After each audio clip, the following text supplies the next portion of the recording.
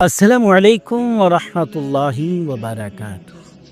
میں عبدالرؤف قاسمی، آپ دیکھ رہے ہیں میرا یوٹیوب چینل راہ ہدایت۔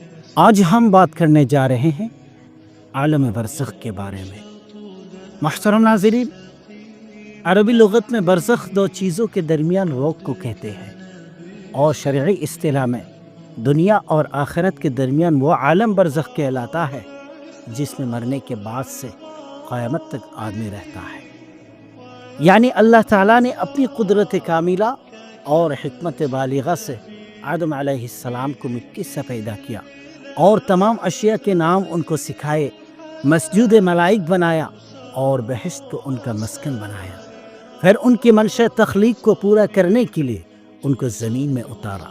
اس طرح ان کے لیے پہلا گھر جنت، دوسرا دنیا، تیسرا برزخ، چوتھا گھر پھر جنت مقرر کیا۔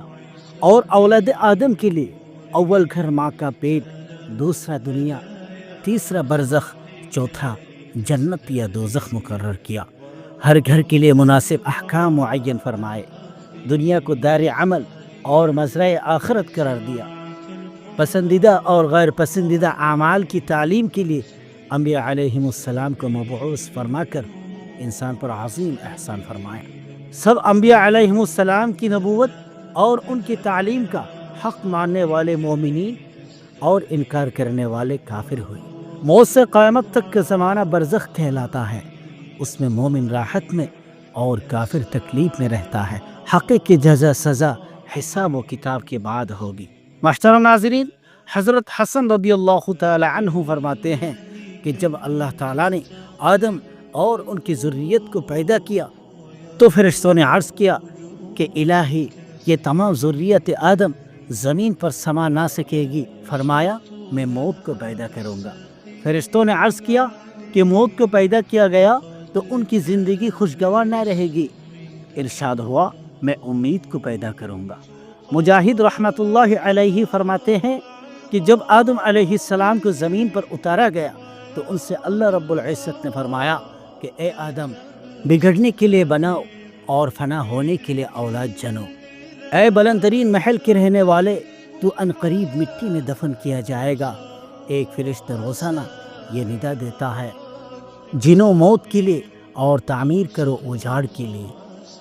جب کوئی نیک بندہ مرتا ہے تو فرشتے اس کو قبر میں بٹھاتے ہیں۔ وہ ایسی حالت میں بیٹھتا ہے کہ نہ اس کو کوئی گھبراہٹ ہوتی ہے، نہ اس پر کوئی غم مسلط ہوتا ہے۔ پھر اس سے اول تو اسلام کے متعلق سوال کیا جاتا ہے کہ تو اسلام کے بارے میں کیا کہتا تھا۔ اس کے بعد پھر اس سے پوچھا جاتا ہے کہ تو اس شخص کے یعنی حضرت اقدس صلی اللہ علیہ وسلم کے بارے میں کیا کہتا ہے۔ وہ کہتا ہے کہ یہ محمد صلی اللہ علیہ وسلم ہے جو اللہ تعالیٰ کے پاس سے ہمارے پاس واضح دلیل لے کر آئے۔ ہم نے ان سب کو سچا مانا جو حضور صلی اللہ علیہ وسلم لے کر آئے تھے۔ اس کے بعد اس کو اول دوزخ کا ایک مقام دکھایا جاتا ہے جہاں وہ دیکھتا ہے کہ آدمی ایک دوسرے پر ٹوٹے پڑے ہیں۔ پھر اس سے کہا جاتا ہے کہ اس جگہ کو دیکھ، حق تعالیٰ نے تجھے اس آفت سے نجات عطا فرما دی۔ اس کے بعد اس کو جنت کا ایک مقام دکھاتا ہے جہاں وہ نہایت زیب و زینت دیکھتا ہے اور اس کے لطف کے مناظر دیکھتا ہے۔ پھر اس سے کہا جاتا ہے کہ اس میں یہ جگہ تیرے رہنے کی ہے، قیامت کے بعد تو یہاں لائے جائے گا۔ تو دنیا میں آخرت کا یقین کرنے والا تھا اور اسی پر تیری موت ہوئی اور اسی پر قیامت میں تو قبر سے اٹھائے جائے گا۔ اور جب کوئی برا آدمی مرتا ہے تو اس کو قبر میں بٹھایا جاتا ہے۔ وہ نہایت گھبراہٹ اور خوفزدہ ہو کر بیٹھتا ہے اور اس سے بھی وہی سوال ہوتا ہے جو پہلے گزرا۔ وہ جواب دیتا ہے کہ مجھے تو کچھ خبر نہیں، لوگوں کو میں نے جو کہتے سنا تھا وہی میں بھی کہہ دیتا تھا۔ اس کے لیے اول جنت کا دروازہ کھول کر اس کو وہاں کی زیب و زینت اور جو نعمتیں وہاں ہیں دکھائی جاتی ہے۔ پھر اس سے کہا جاتا ہے کہ یہاں تیرا اصل مقام تھا مگر تجھے یہاں سے ہٹا دیا گیا۔ پھر اس کو جہنم دکھائی جاتی ہے جہاں ایک پر دوسرا ٹوٹا پڑا ہے اور اس سے کہا جاتا ہے کہ اب تیرا ٹھکانہ یہ ہے۔ تو دنیا میں شک ہی میں رہا، اسی پر مرا، اسی پر قیامت میں اٹھایا جائے گا۔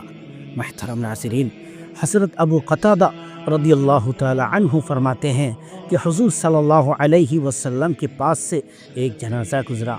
हुजूर ने उसको देखकर फरमाया कि ये शख्स या तो राहत पाने वाला है या उससे राहत होगी। उसके बाद इरशाद फरमाया कि मोमिन बंदा तो मर कर दुनिया की मुशक्क़तों और तकलीफ़ों से राहत पा लेता है और अल्लाह ताला शानुहु की रहमत के अंदर चला जाता है, ये तो राहत पाने वाला हुआ। और फाजिर आदमी जब मरता है तो दूसरे आदमी और आबादियाँ और दरख्त और जानवर सब के सब उसकी मौत से राहत पाते हैं, इसलिए कि उसके गुनाहों की नहूसत से दुनिया में आफात नाजिल होती है, बारिश बंद हो जाती है, जिसकी वजह से शहरियों पर फसाद होता है और दरख्त खुश्क होने लगते हैं, जानवरों को चारा मिलना मुश्किल हो जाता है। इस वजह से उसके मौत से सबको राहत मिलती है कि उसकी नहूसत से सबको तकलीफ़ पहुँच रही थी। हज़रत इब्न उमर रदी अल्लाह ताला अन्हुमा फरमाते हैं कि हुज़ूर सल्लल्लाहु अलैहि वसल्लम ने एक मर्तबा मेरा मूंढा पकड़ कर फरमाया कि दुनिया में ऐसे रहो जैसे कोई अजनबी बल्कि रास्ता चलता मुसाफिर होता है। हज़रत इब्न उमर रदी अल्लाह ताला अन्हुमा फरमाते हैं कि जब तू सुबह करे तो शाम का इंतज़ार ना कर, और जब शाम करे तो सुबह का इंतज़ार ना कर, और अपनी सेहत के ज़माने में मरज़ के ज़माने के लिए तोशा ले ले कि जो आमाल सेहत में करता होगा मरज़ में उसका सवाब मिलता रहेगा, और अपनी ज़िंदगी में मौत के लिए तोशा ले ले। मुहतरम नाज़रीन, हज़रत अबू हुरैरा रज़ियल्लाहु ताला अन्हु फरमाते हैं कि हम एक मरतबा हुज़ूर अक़दस सल्लल्लाहु अलैहि वसल्लम की मइयत में एक जनाजे के साथ चले।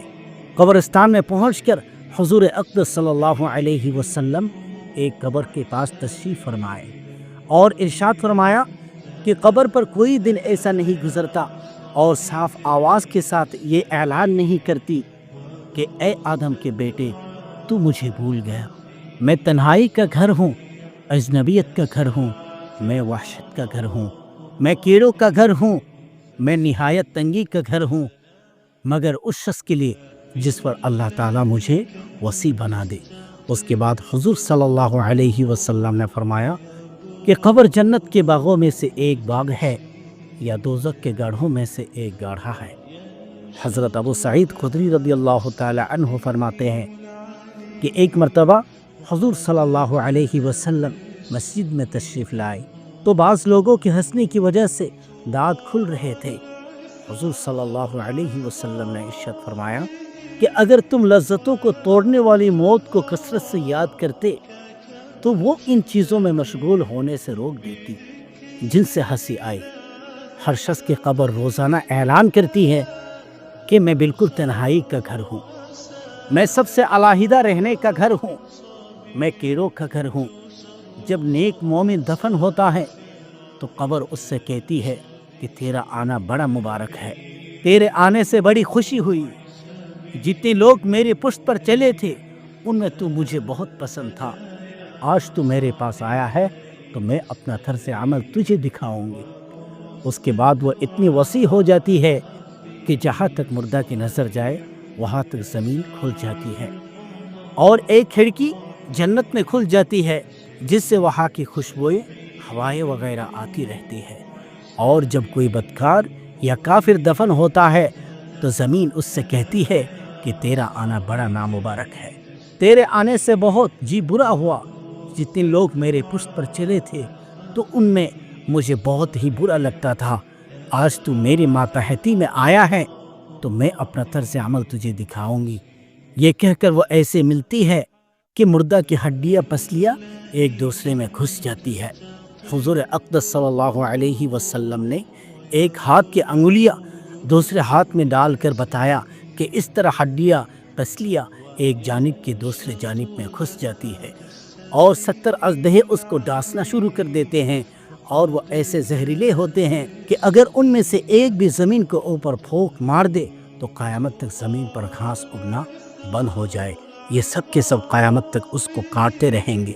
उसके बाद हुज़ूर सल्लल्लाहु अलैहि वसल्लम ने फरमाया कि कब्र या तो जन्नत के बागों में से एक बाग है या दोज़ख के गाढ़ों में से एक गाढ़ा है।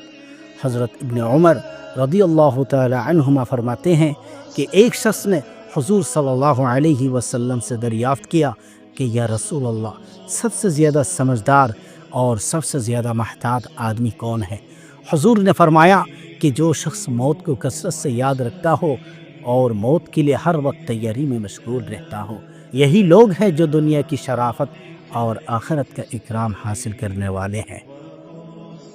اللہ پاک ہم سب کو موت کی تیاری کرنے کی توفیق عطا فرمائے، آمین یا رب العالمین۔